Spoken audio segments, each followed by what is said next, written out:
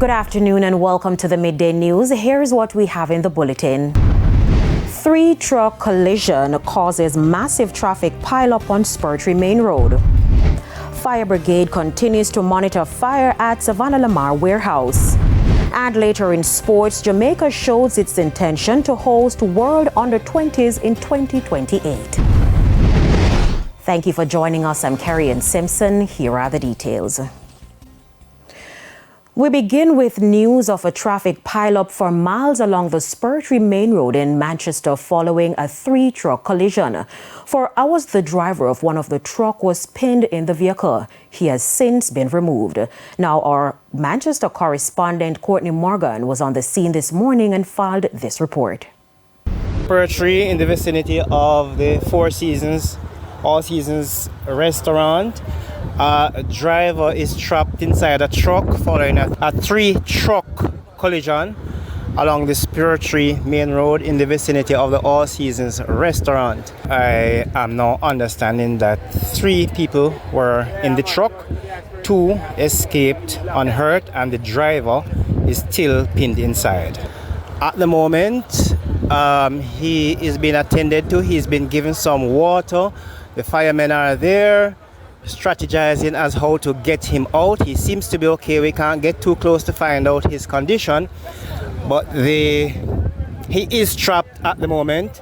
The crash involves a tanker transporting fuel and 2 of what we call the box truck, a Toyota Hino, and another vehicle in which the man is trapped. We will get more information for you in just a moment, but right now traffic is backed up going towards Mandeville. Those coming from gutters are expected to experience some delays. I have just arrived on the scene and the road is entirely blocked by the 2 trucks and the tanker transporting fuel. To a TVJ News follow-up. An area of a warehouse along Great George Street in Savannah Lamar, Westmoreland that was gutted by fire last evening continues to burn. More in this report. Up to 7 this morning, 95% of the fire was contained. It's understood that it started sometime after 3 yesterday afternoon. The warehouse was being used to house oils and tires.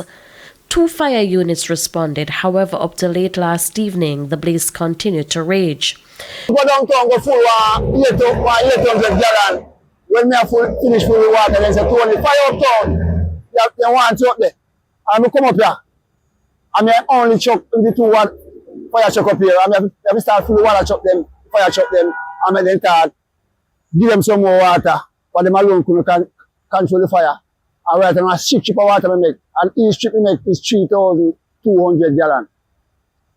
And every water chuck go the surrounding of the giant in hand. And if it wasn't here, the fire truck alone couldn't manage it. Commissioner of the Jamaica Fire Brigade, Stuart Beckford, said the remaining area proved difficult to access. Based on how it is, the area is configured, access is a serious challenge. And of course, that area contains a lot of lubricant and oil. So that is giving us a bit of a challenge. The warehouse is said to be located meters away from a gas station and a church. However, no one was injured. In the meantime, Mr. Beckford said he's grateful to the private water truck operations who helped. We still have 2 units on location in an attempt to extinguish the remaining portion of the warehouse that still continues to burn. It's not burning severely, as I said, because a lot of the materials that were inside that would have been consumed by the fire yesterday afternoon into night. Shamela Pullen, TVJ News. News just in, Jamaica's medical consultants are upset over unpaid retroactive salaries from April 2022 to December 2024, totaling around 2.5 years. The Ministry of Finance offered to pay in the first quarter of 2025. However, consultants rejected this, calling it unreasonably protracted and unfair. They're requesting payment by March 2025. Now, the Ministry of Finance is distancing itself from impasse between the nurses' associations and the Ministry of Health regarding their compensation. Finance Minister Favour Williams addressed the issue at Wednesday's post-cabinet press briefing. I know that they have been in communication with the Minister of Health and Wellness. I am not aware that it is the Ministry of Finance and the Public Service that's the issue here. I am made to aware it's more internal to the Ministry of Health and Wellness. Last week, the Nurses Association of Jamaica, the Jamaica Enrolled Nurses Association, and the Jamaica Midwives Association declared Monday, February 10, Blackout Day to send a message to the Finance and Health Ministries over delayed payments and the lack of communication surrounding it. According to the respective region heads, they did not receive the monies to pay the healthcare workers. On Monday, the Health Ministry met with the nurses to resolve the issues. Health Minister Dr. Christopher Tufton told our news centre that the meeting was successful. He revealed that another meeting was held, this time with the Ministry of Finance on Wednesday. Dr. Tufton wasn't able to say when the nurses would start receiving payments, only that the issues will be resolved soon. Lawmakers were warned Tuesday about making changes to the Integrity Commission Act that could make it more burdensome on the directors to do their work. Dwayne Anderson reports. Secrecy and confidentiality were the buzzwords in Gordon House Tuesday morning as lawmakers met to continue review of the Integrity Commission Act. Of specific interest was the power available to the IC to disclose information about the award of government contracts and licenses in cases where misconduct is detected. Lawmakers explained the IC has been operating on the view it cannot disclose certain information about the holders of government contracts as it could breach the law. The fact that the implementer in chief of the legislation has issues is reason alone for us to just pause and reconsider. The law has to authorize what it is that you can disclose and at what point, so you do not have any premature disclosure or you do not have anything being disclosed that this law itself does not authorize. And what it authorizes for disclosure must obviously be in the public's interest. But then came the question, who at the IC would be allowed to disclose the information that is needed in the public's interest? I think just for information, the Director of Information could publish, there could be a section authorizing him to publish the existence of these government contracts and prescribed licenses once they're awarded, and to include the registration of contractors and so on, which was exactly what used to happen under the old Contractor General's Act. Justice Minister Delroy Chuck foresees multiple issues, including overburdening the IC. We have to be very careful how you cause the Director of Information to be publishing all these things. First of all, it's a burden. There could be hundreds of contracts being awarded every month. Once you say that the Director of Information must publish them, it might leave the impression that having published them, he's investigating them. The near 10-year-old law is being reviewed to make it more fit for purpose. This follows complaints, including from some lawmakers, that it is too intrusive. I don't think it's the intention to treat everything in relation to government contracts and prescribed licenses secretly and confidentially. That's clearly not, it could not be the intention when you look on the overall scheme of the legislation. Cannot be. Dwayne Anderson, TVJ News. The St. James Health Department is investigating claims that spoiled meat is being sold to unsuspected consumers at the Charles Gordon Market. The issue was raised at the latest municipal corporation meeting. A disturbing claim by minority leader in the St. James Municipal Corporation, Michael Troop, last week. Meat disposed at the retirement dump in the parish, making its way to the Charles Gordon Market for sale. Mr. Troop told the corporation meeting that following a walkthrough of the dump, residents raised the issue with him. So I'm asking the question, is somebody telling the persons that you can convey medical meat? Or is somebody at the dump? Call them up. But it's a major issue, Mayor, between the dumping, the covering, and the people coming back for the meat that is dumped to take back for selling. But Mayor of Montego Bay, Richard Vernon, says the member should be wary of his comments at this time. But why? You're speaking from a point of a complaint, uninvestigated, and we must note that because we don't want to raise an alarm. It's an alarm, for it's an alarm. Something that is unjustified and properly investigated. Mr. Troop went further. When you go around by the retirement dump, the residents are saying that some people around the dump, that area, is cooking the meat. So you have a restaurant around there where people cook the meat and they sell the public, and you have somebody taking a majority meat back into Montego Bay. I just don't want to talk it. I want it to be investigated by the media to say the media down today and take it tomorrow. Hold on.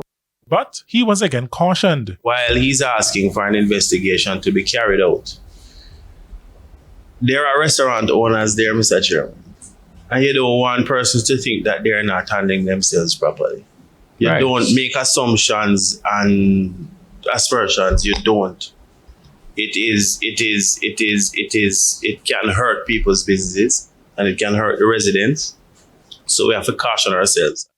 Regional Director for Western Parks and Market, Edward Muir, says there is a rigorous process in dealing with meat which is carried to the waste disposal site. We have a process where we ensure that such waste is buried on the landfill. Not just buried, but we ensure that we put chemicals on those wastes.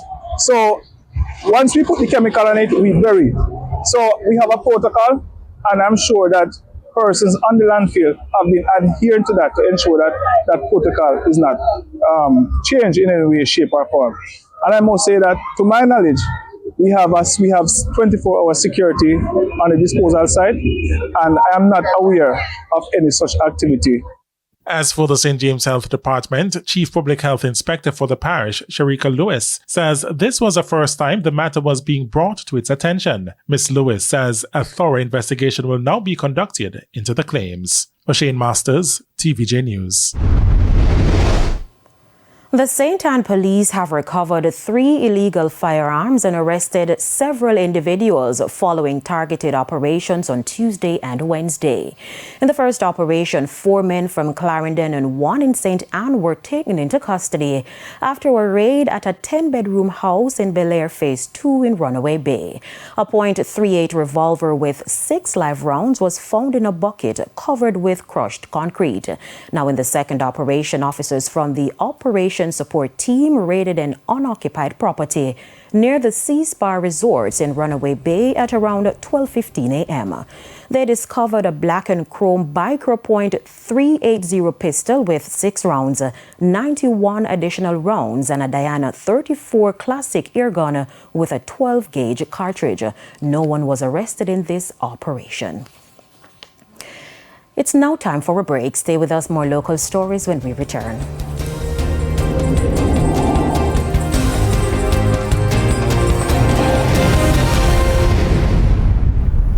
Welcome back. We're continuing the news. Councillor for the White Horses Division in St. Thomas, Hubert Williams, is urging the Rural Agricultural Development RADA to distance itself from politics. Speaking at the recent Municipal Corporation monthly meeting, Councillor Williams said he observed a truck from the agency distributing Irish potato seeds to farmers. He claims 10% of the names on the list were affiliated with the People's National Party, while the others were supporters of the Jamaica Labour Party. If this is the way RADA started to function, Because rather need to distance, in my opinion, rather need to distance themselves completely from this type of action. I saw it firsthand. And you know the thing?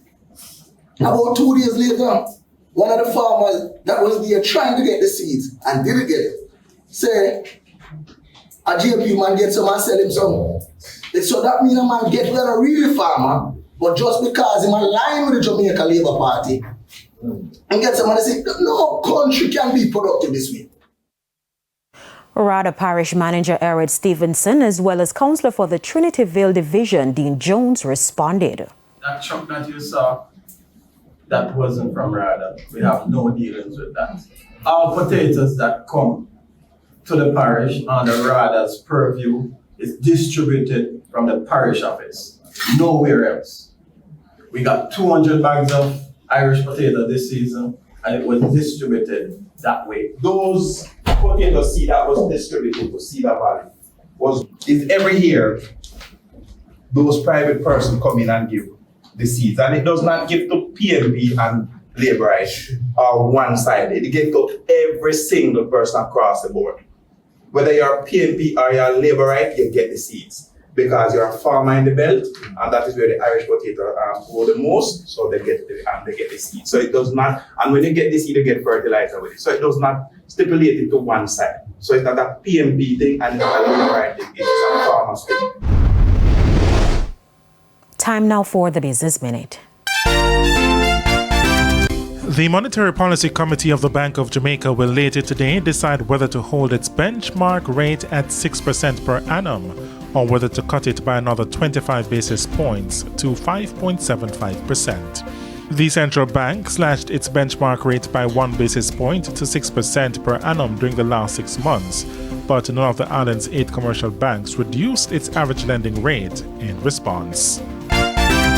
138 Student Living delivered strong results in the 2023-24 financial year, with increased occupancy and profitability despite rising administrative and operating costs. Occupancy peaked at 97% in September and averaged 82% for the year. Now the company saw revenues of $1.5 billion, a 10% increase, leading to a net profit of $344.8 million, up from $343 million last year. Further afield, some crypto creditors who got caught in the FTX collapse are about to get their money back. It comes more than 2 years after Sam Bankman-Fried's cryptocurrency exchange filed for bankruptcy. On Tuesday, the estate said payments will go out to customers with claims of less than $50,000 this week. The next distributions to creditors are set for April 11th and May 30th. For the Business Minute, I'm Shane Masters. And we go to another break. When we come back, your Midday Sports Report.